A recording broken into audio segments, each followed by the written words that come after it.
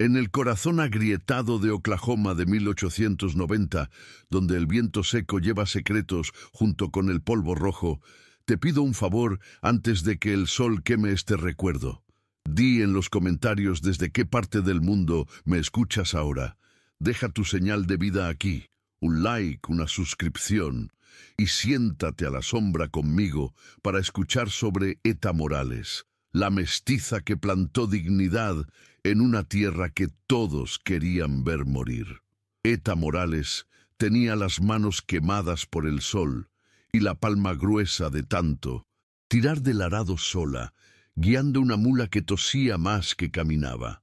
Su pedazo de tierra, heredado de un padre que juraba que eso era más precioso que cualquier mina de plata, quedaba a unas 2 millas del pueblo de Cedar Bluff, un conjunto de casas de madera, un salón con piano torcido y una iglesia donde pocos doblaban la rodilla, pero todos doblaban la lengua para hablar de la muchacha que osaba no doblarse, embarazada de un hombre que la fiebre se llevó antes incluso de plantar su nombre en el registro civil.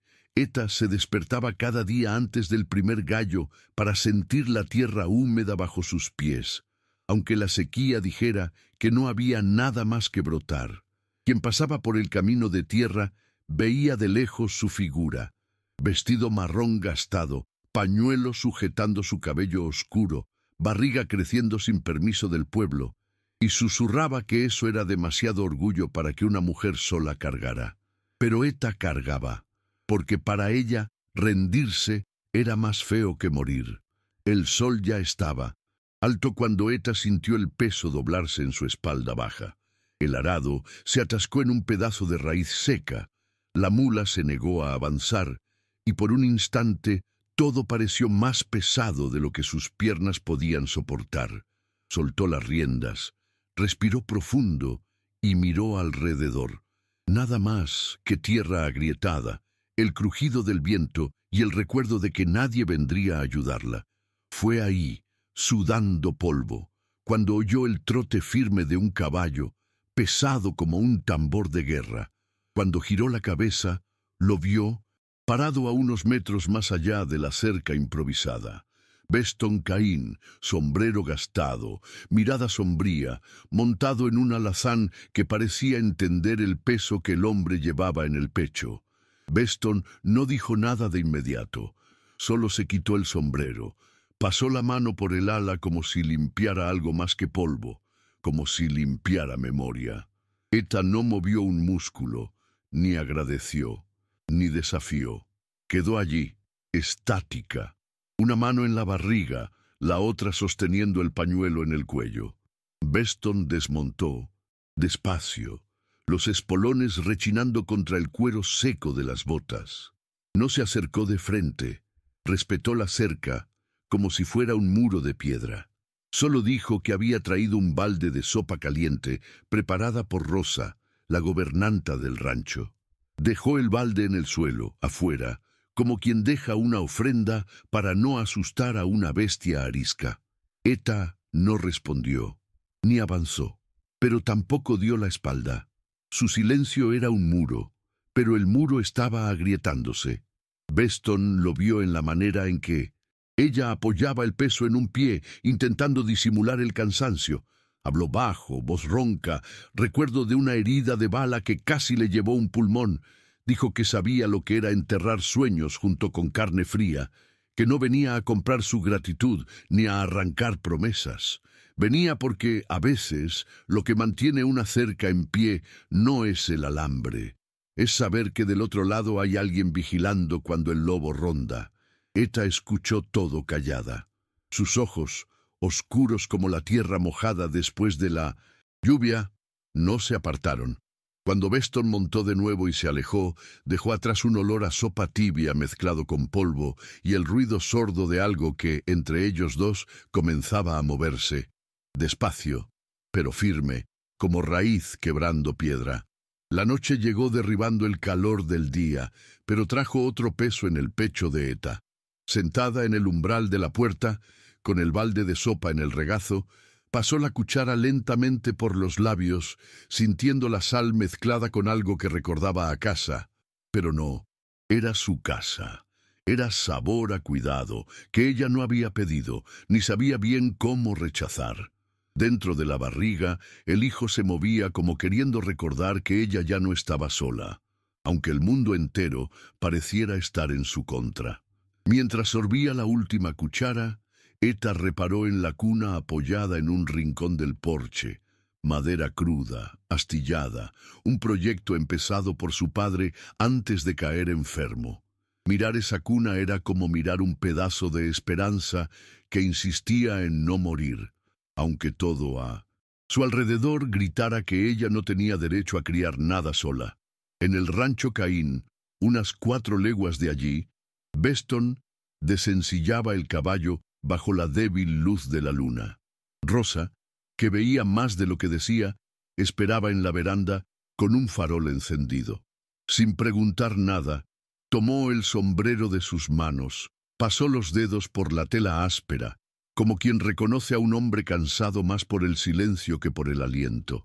Dijo, en un susurro, que la sopa quizás era poco, pero que a veces una cuchara de caldo alimenta más que un saco de granos. Beston no respondió. Entró, colgó el abrigo de cuero junto a otro, más antiguo, que aún guardaba el olor de Margaret, la esposa que enterró sin tener valor para clavar la tapa del ataúd. En el cuarto, junto a la pared, un marco volteado ocultaba un retrato que Rosa dejaba caer siempre que limpiaba. Beston no corregía, tal vez porque el dolor, cuando se cubre, arde menos. Mientras el pueblo dormía tras ventanas que crujían con el viento, Eta se levantó apoyando una mano en la cuna. Pasó los dedos por la madera agrietada, sintiendo cada astilla clavarse en la punta de la piel. Cerró los ojos, respiró profundo. El bebé se movió otra vez, un empujón suave que para ella era orden y promesa a la vez. Fue entonces que sin voz alta, Eta habló a la noche que no iba a ceder, ni al Thomas muerto, ni a los vivos que rondaban sus cercas con contratos falsos. Si Beston Caín quería ayudar de verdad, que ayudara sin intentar comprar ni un pedazo de ella. Y si la vida quería derribarla, que trajera riada, fuego, plaga, pero que supiera que dentro de ella ya había raíz suficiente para no morir fácil. Al día siguiente, antes que el sol tocara la cerca, Eta se despertó con el sonido de pasos pesados en la veranda. Por la rendija de la puerta vio a 2 hombres sosteniendo herramientas. Martillo, serrucho, un saco de clavos. Beston no estaba con ellos. Era Rosa quien los guiaba, rostro firme, pañuelo oscuro sujetando el cabello, canoso. Uno de los hombres, pelirrojo y pecoso, miró a Eta como quien pide permiso antes de invadir terreno sagrado. Rosa habló poco, pero lo suficiente. Dijo que estaban allí para reparar la cerca, reforzar la puerta principal, arreglar el techo antes que la próxima lluvia. Si venía, convirtiera la casa en un nido de goteras. Eta no respondió. Quedó allí, de pie, barriga al descubierto, manos en la cintura. Por un instante, el orgullo latió más fuerte que el dolor en la espalda. Pero cuando clavaron la primera tabla, respiró profundo, como quien entiende que negar ayuda no es lo mismo que negar dignidad. Beston, a esa hora, observaba de lejos, apoyado en un tronco seco a unos 50 pasos de la cabaña. Había aprendido en la guerra que el coraje es cosa de quien ya no tiene nada que perder, y que el amor a veces es quedarse callado mientras otro decide si acepta o no una mano tendida. Sabía lo que era perder gente, tierra, noches enteras de sueño. Ver a Eta de pie, espalda arqueada, dando órdenes a los hombres sobre dónde martillar, despertaba en él una memoria antigua de cuando Margaret reía en la cocina mientras le mandaba calafatear las ventanas. Había una semejanza en la fuerza, una terquedad hermosa que no se doblaba, pero dejaba sentir que aún había algo bueno que salvar en ese pedazo de mundo. Cuando cesó el martilleo, Rosa se acercó a Eta con un paquete de tela gruesa. Dentro, 2 pañales de lino, bordados a mano, guardados en el fondo del baúl de Margaret desde el día que soñó con un hijo que nunca llegó. Etta tomó el paquete como quien sostiene una brasa viva. Rosa no explicó nada ni pidió gratitud. Solo apoyó la mano áspera en su hombro, apretó suavemente y susurró que ninguna mujer debería parir sola si no quiere. Etta, dura como piedra, mordió la lengua para no dejar escapar una lágrima. Cuando Rosa se alejó, quedó un aroma a lavanda en el aire, olor que no combinaba con la tierra roja, pero que, de algún modo, anunciaba que el viento podía cambiar, incluso en el corazón seco de Oklahoma. Aquella noche, mientras Etta se lavaba las manos en un balde de agua fría, escuchó el susurro de pasos en la veranda otra vez. No era martillo ni clavo, era madera siendo arrastrada. Cuando abrió la puerta, encontró a Beston parado allí, sosteniendo la estructura de la cuna que su padre dejó incompleta. No entró ni se impuso. Solo apoyó la cuna contra la pared, dentro de la casa, como quien devuelve algo robado por el tiempo.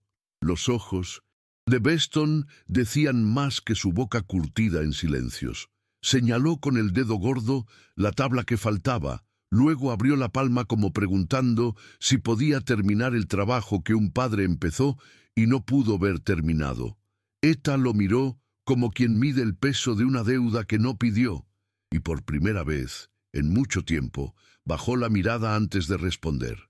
Respiró profundo, apoyó la barriga con una mano y en un gesto casi imperceptible, empujó la puerta un palmo más, como diciendo, «Hazlo». Beston entró. Se quitó el sombrero, lo colgó en el clavo torcido detrás de la puerta y se arrodilló frente a la cuna como quien reza en silencio. Del bolsillo interno del chaleco sacó un cuchillo de hoja corta, afilado por el trabajo en el rancho, y comenzó a recortar astillas, a quitar pedazos que amenazaban con pinchar. El sonido de la madera cediendo bajo la hoja resonaba bajo, mezclado con el silbido del farol y el crujido del suelo que protestaba por el peso de 2 cuerpos, compartiendo un silencio que no era incomodidad, era promesa. Etta se sentó en la mecedora, observando cada movimiento suyo. Sentía ahí que la soledad era terca, pero no invencible. Cuando la luna ya colgaba torcida detrás de la ventana, Beston clavó el último clavo, limpió el sudor de la frente y se quedó un instante parado, mirando la cuna. Era como si viera, en la cuna de Etta, al hijo que Margaret no dio. Era como si enterrara un duelo antiguo, martillando cada tabla con cuidado de quien entiende que ciertos dolores no se vuelven polvo, se vuelven raíz, sostienen lo que viene después. Sin levantar la vista, dijo algo que sonó más para él mismo que para ella. A veces no elegimos lo que perdemos, pero sí podemos elegir lo que plantamos. Etta agarró con fuerza el brazo de la silla, sintiendo un nudo en la garganta que no era el embarazo. Era su valentía cediendo espacio a otra valentía, más suave, la de confiar. En los días que siguieron, el pueblo de Cedar Bluff parecía más ruidoso que nunca. Cada vez que Etta iba a la tienda, el zumbido de voces se enredaba en los callejones estrechos, susurrando que la mestiza se vendía por un rancho que no era suyo, que Beston Caín quería más que reparar una cuna. Quería la mujer entera, la tierra entera. Etta escuchaba todo con la barbilla en alto, equilibrando el peso de la barriga y el peso de los ojos torcidos. Respondía con silencio, pero cada silencio suyo era una piedra lanzada contra las ventanas sucias de las malas lenguas. Cuando volvía a su cerca, apuraba el paso, sintiendo las primeras punzadas de dolor en el bajo vientre, recordando que el niño llegaría tarde o temprano, quisiera o no el mundo alrededor. Beston, por su parte, enfrentaba rumores con la misma actitud que enfrentó el tiroteo que le costó parte del pulmón. Pecho abierto, mirada que no retrocede. En el rancho llamó a 3 hombres de confianza. Explicó que a partir de entonces, parte del grano y de los fardos de heno serían desviados discretamente a la cabaña de Eta, sin recibo, sin deuda registrada. Rosa, que sabía todo antes que nadie, organizaba los suministros como quien monta un altar. Cada saco de harina, cada lata de sebo para la lámpara, cada pedazo de tela limpia tenía un valor mayor que el oro. Entre un baúl y otro, Rosa murmuraba para sí que ninguna mujer debería dar a luz en la oscuridad de un invierno seco, sola, con el pueblo entero escupiendo fuego por la espalda. Esa semana, cuando la luna menguó en un cielo tan limpio que parecía vidrio, agrietado, Beston volvió a la cabaña al caer la tarde, llevando en las manos un hervidor de hierro humeante. No tocó la puerta. Se quedó parado en el porche, esperando que Eta saliera si quería. Ella salió, cerró la puerta tras de sí, con los ojos entrecerrados por el humo del farol. Él ofreció el hervidor sin decir nada. Ella lo tomó. Sintió el olor a café fresco, mezclado con canela. Era algo pequeño, casi tonto, pero para quien carga el mundo dentro de la barriga, una taza de café caliente, al final del día vale más que una promesa de futuro. Por primera vez, Eta dijo gracias en voz clara, y Beston, sin mirar mucho, respondió solo con un asentimiento, antes de calzarse los espolones y desaparecer en el polvo del camino. A la mañana siguiente, Eta despertó con el sonido de ramas quebrándose cerca de la ventana. Espió por la rendija de la cortina raída y vio una figura delgada, harapienta, husmeando cerca del gallinero improvisado. Por un instante pensó en gritar, pero la figura levantó el rostro. Era Thomas Whitfield, o lo que quedaba de él. El hombre que todos decían muerto tenía los ojos hundidos, la barba rala, el sombrero hundido sobre la frente sucia. Una sonrisa torcida apareció en la comisura de la boca agrietada cuando la vio, una sonrisa de quien no pide permiso para entrar en la vida ajena. Con pasos arrastrados se acercó a la puerta y golpeó 1, 2 veces con los nudillos sucios. Eta abrió apenas lo suficiente para dejar salir la voz, pero no el cuerpo. Thomas apoyó la bota en el marco, sacó del bolsillo interno del saco un papel manchado, diciendo que era prueba de que ella debía ser suya, y todo lo que era suyo también. El supuesto certificado de matrimonio tenía la fecha borrada, la firma temblorosa. Ella reconoció su propia letra en el primer nombre, pero el resto era garabato forzado, cosido con mentira. Thomas hablaba bajo, escupiendo amenaza tras amenaza, diciendo que bastaba una ida al tribunal del condado para quitarle lo que le quedaba de dignidad, la tierra, la cerca, hasta la cuna que ahora dormía montada en la sala. Eta agarró fuerte la barriga, sintiendo que el bebé se revolvía dentro, como señal de que esa lucha no era solo de ella, era de los dos. Cuando Thomas dio media vuelta, escupiendo en el suelo antes de desaparecer por el sendero, Eta cerró la puerta por dentro, apoyó la frente en la madera fría y respiró profundo, como quien mastica hiel para tragar sin morir. Por la ventana vio que Beston estaba parado, otra vez, bajo el roble seco que marcaba la entrada de la propiedad. No tuvo que llamar. Bastó abrir la puerta otra vez, mirarlo de lejos, para que él supiera que lo que hasta entonces era solo cuidado, ahora tenía que convertirse en alianza.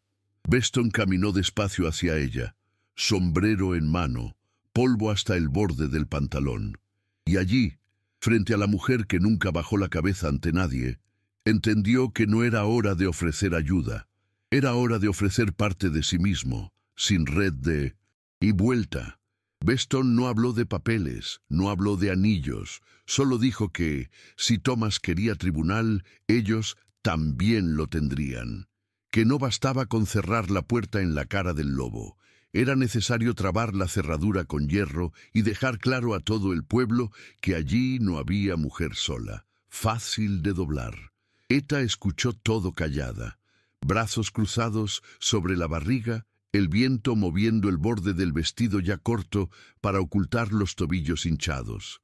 Explicó cómo sería un juez del condado.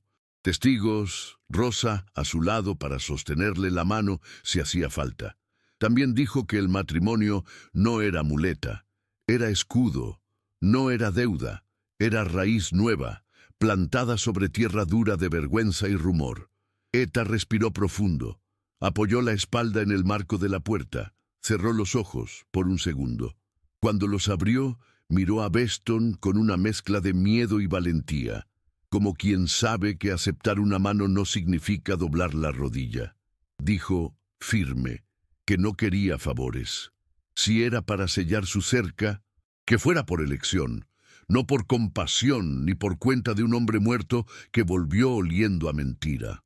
Beston sonrió por primera vez en mucho tiempo. Una sonrisa pequeña, en la comisura del labio, que parecía más cansancio que alegría. Y fue entonces que extendió la mano, palma abierta, esperando que Eta decidiera si quería o no cruzar esa cerca junto a él. Ese mismo día, Rosa barrió la sala de la cabaña, abrió las ventanas que crujían como si protestaran por el viento nuevo que entraba. En la cocina, hirvió agua para café, sacó del baúl una cinta azul que guardaba desde hacía años. Era la cinta que Margaret usaría en el cabello el día que contaría a Beston que llevaba un hijo. La cinta nunca vio la luz del día, hasta ahora. Rosa se la entregó a Eta sin discurso, sin lágrima. Solo apoyó la cinta en su palma, diciendo que una mujer, aunque fuerte como un tronco seco, a veces florece mejor cuando acepta la mano que viene a regar. Eta, orgullosa, aceptó la cinta como quien acepta una promesa, pero no como una deuda, como semilla. En la mañana de la boda, Cedar Bluff despertó más temprano que de costumbre. Desde la veranda del salón, unos hombres de sombrero ancho escupían en el suelo, comentando que Beston Caín estaba tirando su nombre por una mestiza terca. Eta salió de la cabaña usando un vestido simple de algodón crudo, la cinta azul sujetando el cabello detrás de la nuca. Caminó hasta la carreta que Rosa había preparado la noche anterior, con almohadones improvisados, para aliviar el peso de la barriga. Beston estaba allí, parado junto al caballo, calmado, manos detrás de la espalda como un soldado esperando orden. Cuando la vio acercarse, se aseguró de abrir la puerta de la carreta con cuidado, como quien sabe que todo comienzo nuevo es frágil como porcelana. El trayecto hasta el tribunal fue corto, pero lo suficientemente largo para que Eta enfrentara a todo el pueblo. Las ventanas crujían, las puertas se abrían solo lo suficiente para que ojos curiosos y lenguas venenosas se colaran por las rendijas. Beston no decía nada, solo mantenía la mirada al frente, el sombrero descansando en el regazo. Dentro de la carreta, Eta respiraba profundo, recordando a su padre, el arado, la mula que aún relinchaba sola en el patio. Recordaba a Thomas, muerto vivo, las promesas marchitas, al hijo que se movía inquieto cada vez que dudaba de su propio aliento. Dicen que en el desierto el polvo esconde secretos que el viento no olvida, murmuró Rosa, sentada frente a Eta, manos firmes sosteniendo las suyas como quien ancla un barco en Río Bravo.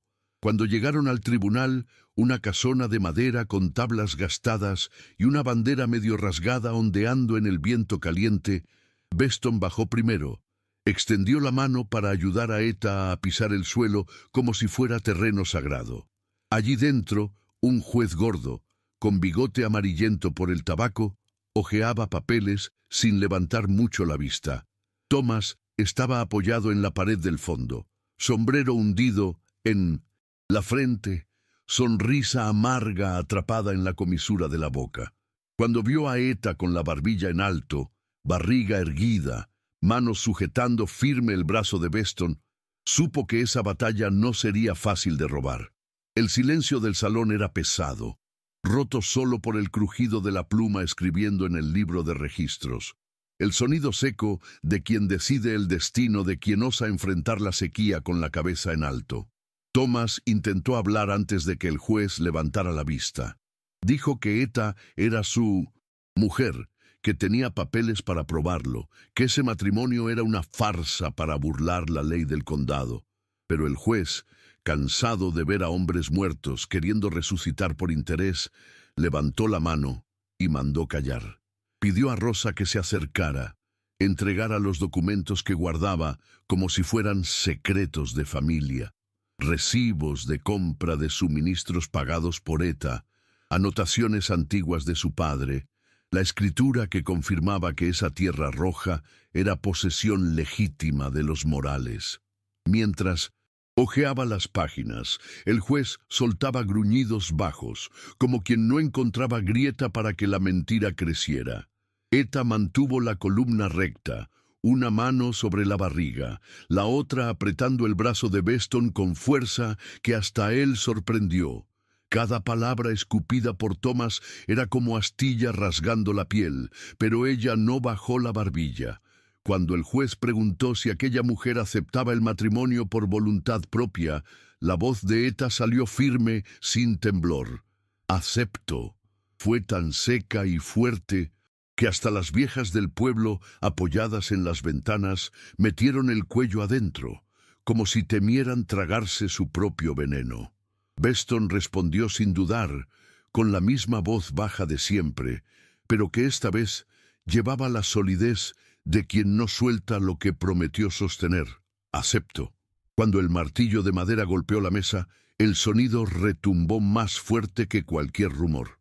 Thomas aún intentó avanzar, levantar el papel falso, gritar que aquello era fraude. Pero Rosa, rápida como viento, cortante, se puso delante de él. Miró sus ojos hundidos con la calma de quien no teme fantasmas. Dijo, con un susurro que parecía cuchillo: «Hombre que desaparece se vuelve maleza. Quien vuelve a robar la raíz, muere seco». Thomas tragó el grito. Dio 2 pasos atrás, tropezó con su propia arrogancia y salió golpeando las botas en el suelo viejo. Afuera, el polvo engulló sus pasos como si el desierto supiera guardar secretos mejor que la gente. Y dentro del tribunal, Eta sintió, por primera vez, que no cargaba sola el peso del mundo. Ahora se dividía en manos callosas, pero abiertas para sembrar. Cuando salieron del tribunal, el sol parecía otro. Aún quemaba, aún rajaba el suelo, pero en el pecho de Eta, el calor era distinto. Era un fuego que no destruye, calienta.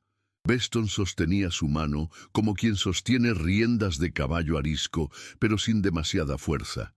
Solo la firmeza suficiente para decir: «De ahora en adelante nadie soltará».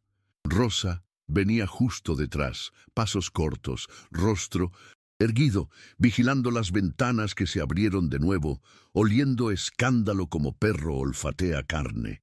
Pero esta vez no había nada que esconder. Todo allí era verdad dura, clavada con martillo y oración. En el camino de vuelta, Eta apoyó la cabeza en el hombro de Beston. No era gesto de mujer débil. Era descanso de quien sabe que luchar cansa más que doblar la rodilla en tierra seca. El sonido de las ruedas de la carreta crujía en el camino de tierra, mezclado con el ladrido lejano de perros, con el zumbido de grillos, anunciando que la noche llegaría temprano. Cada piedra en el camino parecía recordar a Eta todo lo que quedó atrás. Al padre enterrado en el patio, al Thomas que se volvió sombra, a las noches en que el hambre parecía más grande que la valentía. Ahora, sin embargo, cada sacudida era casi promesa de que el camino, aunque duro, podía llevar a un lugar donde nadie necesitara arrastrarse. Llegaron a la cabaña cuando el cielo ya sangraba colores de crepúsculo. Rosa fue abriendo las ventanas, encendiendo faroles, barriendo rincones como quien exorciza recuerdos malos. Beston quedó afuera, desmontando la silla, acariciando el cuello del caballo, respirando profundo el olor a tierra quemada. Dentro, Eta se sentó al borde de la cama, pies descalzos, tocando el suelo frío. Pasó la mano por la barriga, sintiendo al bebé quieto, como si hasta él descansara después de tanto rumor. En la repisa, la cinta azul reposaba doblada junto a los pañales bordados. Todo tan pequeño, tan simple, pero para ella valía más que cualquier contrato de posesión. Allí, en esa casita torcida, comenzaba lo que el tribunal no podía registrar. Raíz nueva, firme, plantada en silencio y ternura. Aquella noche, mientras Rosa cocinaba frijoles y maíz en el fogón de hierro, Eta salió a la veranda, sintiendo el aire fresco rozar su rostro caliente. El cielo, salpicado de estrellas que parecían vigilar todo en silencio, le recordaba cuando era niña y se acostaba en el patio con su padre, escuchando historias sobre cómo la luna sabía guardar secretos de quien sembraba esperanza en tierra ingrata. Beston se apoyó en el marco de la puerta, brazos cruzados, observándola sin prisa. No dijo nada, no hacía falta. El olor de la comida, el crujir de la leña quemándose, el suave chirrido de la mecedora donde Eta se sentó, todo allí hablaba más fuerte que cualquier palabra.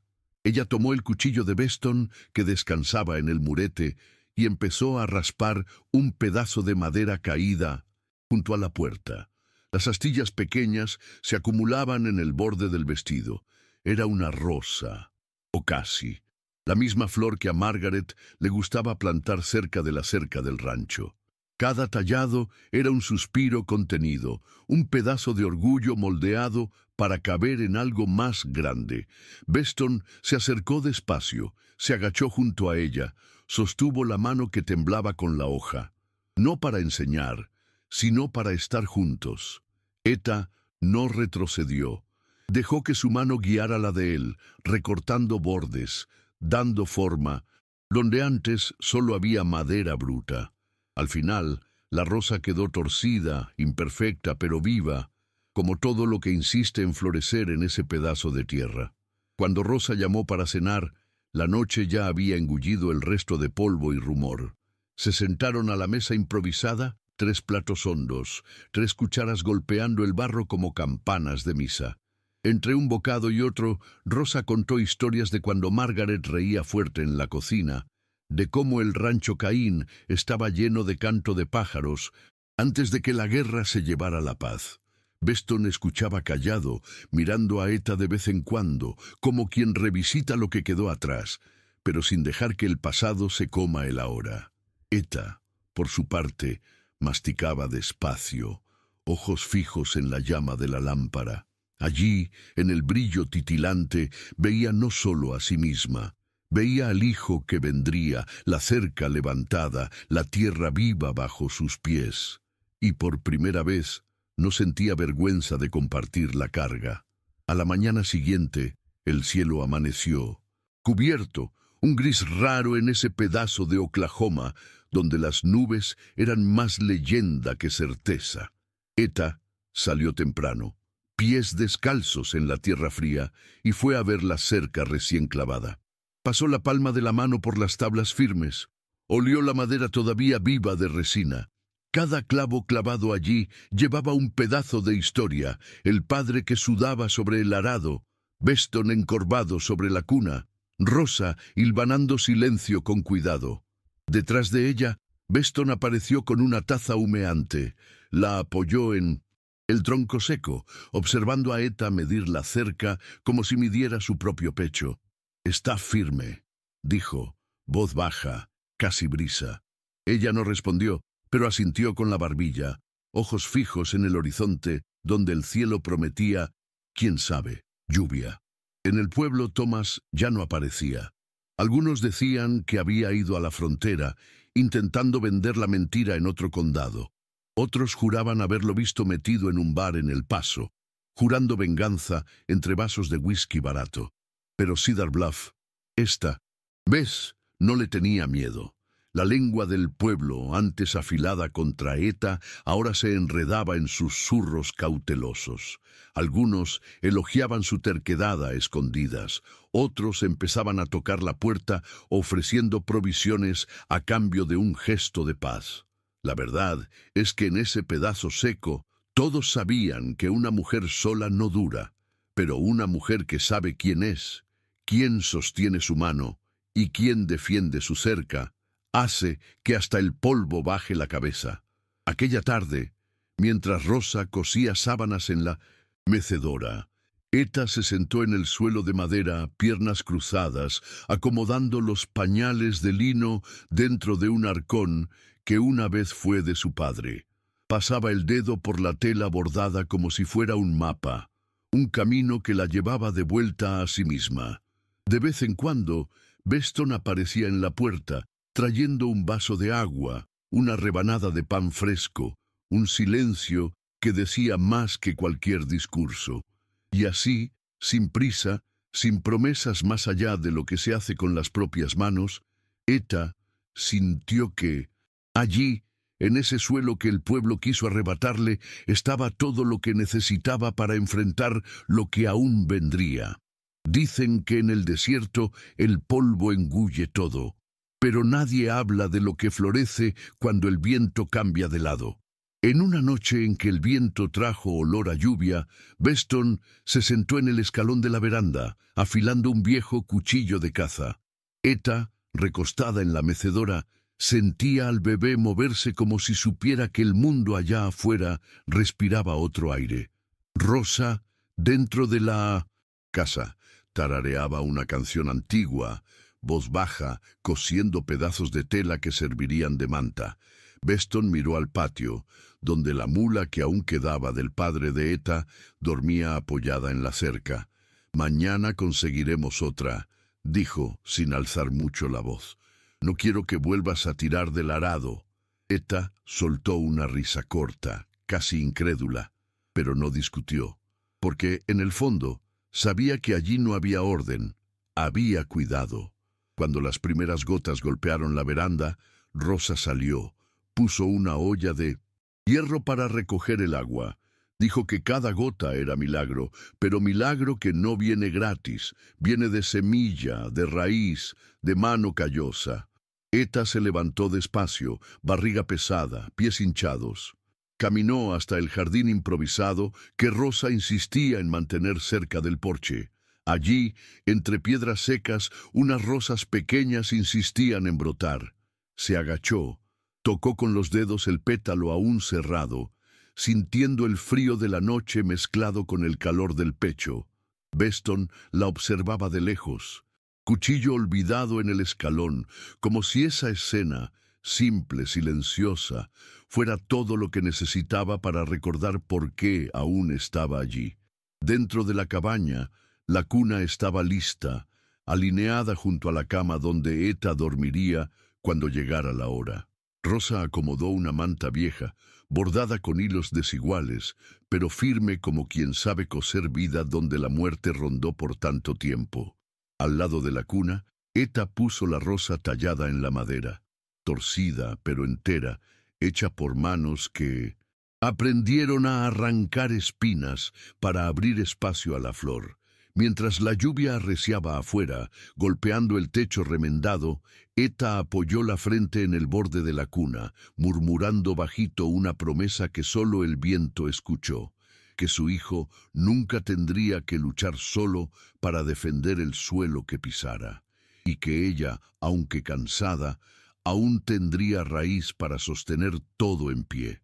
Al día siguiente, el olor a tierra mojada se esparció como bendición sobre Cedar Bluff. La lluvia no duró más que unas horas, pero fue suficiente para despertar la esperanza de que las semillas enterradas, olvidadas en el polvo, tendrían oportunidad de brotar. Eta salió temprano, envuelta en un chal de lana que Rosa dejó a los pies de la cama. Se sentó en el borde de la veranda, observando los charcos formarse en los huecos del patio. Beston llegó detrás de ella, pasos lentos, sosteniendo una taza de café humeante. Sin decir palabra, se sentó a su lado, brazos rozando los de ella, compartiendo el calor que el viento insistía en robar. No hablaron de Thomas, ni de tribunal. Era como si esa agua, aún goteando de los aleros, lavara los nombres malos y las amenazas viejas lejos de allí. Mientras Rosa cocinaba harina de maíz para espesar el café, Unos pocos vecinos se acercaron despacio, dejando sacos de maíz, pedazos de tocino, semillas de frijol junto a la cerca. No aplaudieron, no pidieron nada a cambio. Fue más una disculpa torcida, envuelta en silencio, que ayuda. Eta miró a Beston, que solo asintió, con la barbilla, sin alzar mucho la vista. Para él, cada saco dejado allí era una placa clavada en la entrada del pueblo, avisando que de esa cerca hacia adentro nadie más tocaría. Y quien se atreviera a intentarlo tendría que enfrentar no solo la terquedad de ella, sino el peso callado de un hombre que ya perdió suficiente para saber que ciertas cosas no se entierran dos veces. Cuando cayó la tarde, Rosa se sentó en la mecedora, Aguja bailando en la tela, mientras contaba historias bajito al vientre de Eta. Hablaba de Margaret, de cuando cosía ropa de bebé que nunca se usó, de cómo ciertos dolores no pasan, sino que se vuelven abono. Eta, acostada en la cama, escuchaba cada palabra como quien guarda semillas dentro del pecho. Beston, parado en la puerta, escuchaba de lejos, sombrero en mano, como si cada sílaba fuera ladrillo levantando muro nuevo. Y así, entre gotas de lluvia, olor a papilla en la cocina y los suaves latidos del corazón dentro de ella, Eta comprendió que, a veces, la única forma de mantener la dignidad en pie es aprender a compartirla, sin miedo a que el otro se vaya en la primera ventisca. Cuando la luna volvió a estar llena, anunciando el fin de la espera, Eta despertó con una punzada profunda en el bajo vientre. Era madrugada y la lámpara temblaba en la mesita, proyectando sombras en las paredes de tablas. Beston dormía apoyado en una silla, sombrero cubriéndole medio rostro, como si el cansancio no pudiera vencerlo por completo. Rosa, que parecía tener el don de saber antes que nadie, entró sin tocar. Vio el sudor brotar en la frente de Eta, vio los ojos entrecerrados, oyó el primer gemido contenido, y ya sabía que esa noche sería larga, pero no solitaria. Rosa puso agua a hervir, abrió la ventana para dejar que el viento llevara el calor sofocante, acomodó paños limpios junto a la cama. Beston despertó con el crujido del suelo, se levantó despacio, sin preguntar mucho. Solo sostuvo la mano de Eta cuando ella necesitó apretar algo que no fuera su propio coraje. Entre suspiros, Eta recordaba al padre, el arado, la cuna ahora apoyada ahí, lista para recibir lo que el desierto intentó impedir que naciera. Cada contracción venía como ola rompiendo roca, y Eta, roca viva, no cedía.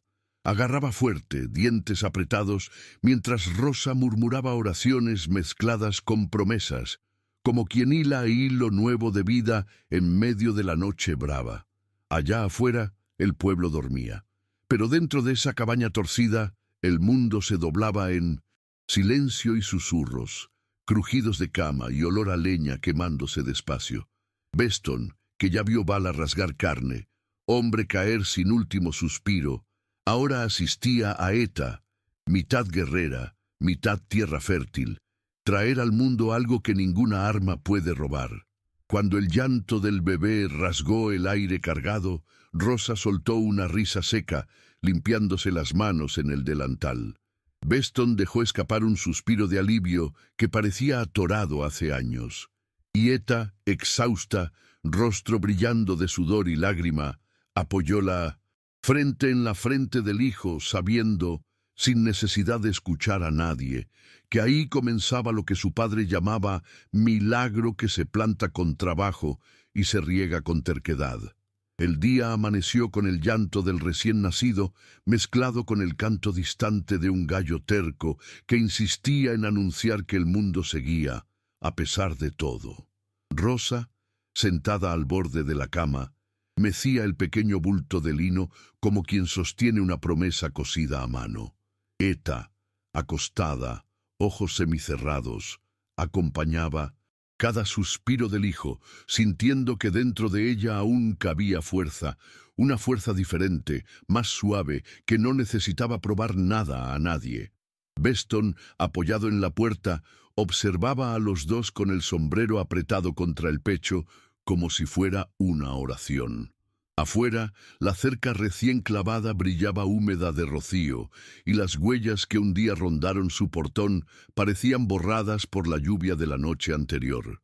Mientras el bebé roncaba en el regazo de Rosa, Eta llamó a Beston con un gesto de mano. Él se acercó despacio, se sentó al borde de la cama, sin saber muy bien qué hacer con sus manos grandes. Eta tomó una de ellas, la acercó al pecho del hijo, la apoyó ahí como quien sella un pacto silencioso. El bebé se movió, abrió un ojo pequeño, soltó un sonido casi inaudible. Beston, hombre que ya vio pólvora quemar sueños, sintió la palma arder como si allí dentro latiera la parte de él que Margaret no pudo dar. Eta no dijo gracias, no dijo quédate, no hacía falta. Lo que había allí era más que palabra, era certeza de que, a partir de ahí, ninguno de los tres sería polvo llevado por el viento. Rosa, aún sosteniendo al niño, murmuró para Eta que ahora venía la parte más difícil. No era parir, era criar. Y criar en tierra seca, en pueblo pequeño, en suelo que gente grande aún quería comprar, era para quien supiera que toda raíz necesita ojo abierto y mano callosa. Eta asintió con una sonrisa pequeña, comisura de boca levantada más por orgullo que por vanidad. Miró por la ventana, vio el sol abriéndose paso entre las nubes desgarradas y respiró profundo. Allí, en el olor a madera vieja mezclada con leche tibia, comprendió que la tierra, el hijo y hasta el pesado silencio de Beston eran pedazos del mismo campo. Un campo que, si se cuidaba bien, no daría solo maíz o algodón, sino casa, historia y nombre limpio para el niño que ahora dormía sin saber el peso que la madre arrancó del camino. La semana siguiente, Cedar Bluff parecía otro pueblo. Algunos hombres que antes escupían al suelo cuando Eta pasaba ahora se quitaban el sombrero, medio incómodos, al cruzarse con Beston en la tienda. Las mujeres, antes escondidas tras cortinas, dejaban tarros de mermelada en el borde de la cerca, como quien ofrece tregua sin necesidad de hablar en voz alta. Eta, aún débil del parto, pasaba las mañanas sentada en la veranda, el bebé acurrucado en el regazo, sintiendo el viento nuevo barrer el polvo viejo del patio. Rosa, a su lado, cosía ropas pequeñas con retazos, guardados desde la época de Margaret, contando historias entre una puntada y otra, recordando a Eta, de vez en cuando, que raíz que no se cuida se vuelve rama seca. Beston, por su parte, dividía el tiempo entre el rancho Caín y la cabaña que ahora respiraba olor a leche, sopa fresca y leña quemándose despacio. Montaba temprano, volvía tarde, pero cada vez que pasaba por la puerta encontraba a Eta de pie, niño en brazos, mirada firme que decía sin palabras, «La casa también es tuya». Por la noche se sentaba al borde de la cama, tomaba al hijo en brazos, sentía el calor del cuerpo pequeño calentar las manos callosas que antes solo conocieron riendas, armas y cercas rotas. Y cada vez que ponía al niño de nuevo en la cuna, esa misma cuna que un día fue promesa del padre de Eta, Beston entendía en el silencio pesado de la noche que no se construye familia con juramento vacío, sino con tabla clavada, oración susurrada y trabajo compartido. Cuando volvió la lluvia, semanas después, no fue tormenta, fue suave, casi delicada, suficiente para mojar el suelo y hacer brotar el frijol que Rosa plantó escondido tras la cerca. Eta, de pie en la veranda, sentía las gotas frías caer en su rostro, el hijo acurrucado contra el pecho. Detrás de ella, Beston apoyó la mano en su hombro, el otro brazo envolviéndola como quien sostiene algo que el viento ya no va a llevar. Allí, entre salpicaduras de agua, olor a tierra mojada y el llanto bajo del niño, Eta supo que eso no era un reinicio, era un comienzo verdadero, porque reiniciar es arreglar lo que se rompió, pero empezar es tener el valor de plantar lo que nadie creyó que brotaría. Cuando llegó el invierno más suave de lo temido, Rosa colgó en la ventana de adelante un puñado de flores secas, señal de que dentro de esa casa no moraba solo la supervivencia, moraba la esperanza. El rancho Caín, que antes se recordaba por las historias de Margaret, ahora llevaba también el nombre de Eta, susurrado por quienes pasaban por el camino de diligencias. Algunos aún hablaban a sus espaldas, es verdad. Siempre habrá lengua inquieta en el viejo oeste, pero el polvo, dicen, engulle hasta rumor, cuando se aprende a cavar raíz profunda. Eta pasaba los dedos por la cerca cada mañana, revisando tabla por tabla como quien revisa el latido de un corazón, y cada noche, antes de dormir, apoyaba el oído en la madera de la cuna, escuchando la respiración tranquila del hijo, recordando que todo lo que florece primero necesita sostenerse firme en la oscuridad. Beston, de pie en el umbral, gustaba de observar esa escena sin hacer ruido. Eta, el hijo, la lámpara titilando en un rincón, Rosa cerrando despacio la puerta de la cocina para no despertar a nadie. A veces se encontraba recordando la guerra, el campo quemado, los amigos que quedaron atrás. Pero cada vez que el viento helado intentaba abrir esas memorias, el calor de la voz de Eta, cuando llamaba su nombre en voz baja para no despertar al bebé, lo traía de vuelta a la hora. Dicen que quien siembra en el desierto no cosecha nada, murmuraba, apoyando la palma áspera en el pecho del hijo. Pero ya verás, pequeño, aquí hasta la piedra se convierte en flor si tu madre quiere. Una noche, Rosa llamó a Eta afuera. Mostró orgullosa una fila torcida de brotes verdes rompiendo el suelo cerca de la cerca. Era frijol, maíz, unas hierbas mezcladas. Nada que llenara el estómago de todo el pueblo, pero suficiente para recordar que donde cae sudor y coraje, el suelo responde. Eta se agachó, pasó la palma por la tierra húmeda, sintió la vida pulsando bajo la uña corta. Beston se apoyó detrás de ella, brazos cruzados, sombrero bajo, ocultando una sonrisa que no cabía en un rostro tan cansado. Y allí, con el viento frío desordenando la cinta azul que aún sujetaba el cabello de Eta, los tres entendieron, en silencio, que el amor no es promesa de nunca perder, es certeza de nunca soltar. Meses después, cuando el hijo de Eta dio sus primeros pasos entre la veranda y la cerca, el cielo se abrió en un azul tan limpio que parecía engullir el polvo antiguo que siempre rondó Cedar Bluff. Rosa, sentada en el escalón, aplaudía bajito, animando cada pasito torcido, cada tropiezo valiente. Beston, apoyado en el marco, observaba al niño caminar con las manos abiertas, como queriendo sostener el viento. Eta, arrodillada en el patio, brazos extendidos, era raíz, era suelo, era refugio. Y cuando el pequeño tropezó con sus pies, cayó riendo sobre su regazo, Eta supo, más que nunca, que nadie le robaría el derecho a plantar su propio camino. Esa noche, con olor a leña quemándose despacio, el suave crujir de la mecedora y el peso ligero del hijo dormido en brazos, Eta miró a Beston y Rosa, respiró profundo y murmuró como quien deja mensaje al viento. Ahora empezó de verdad.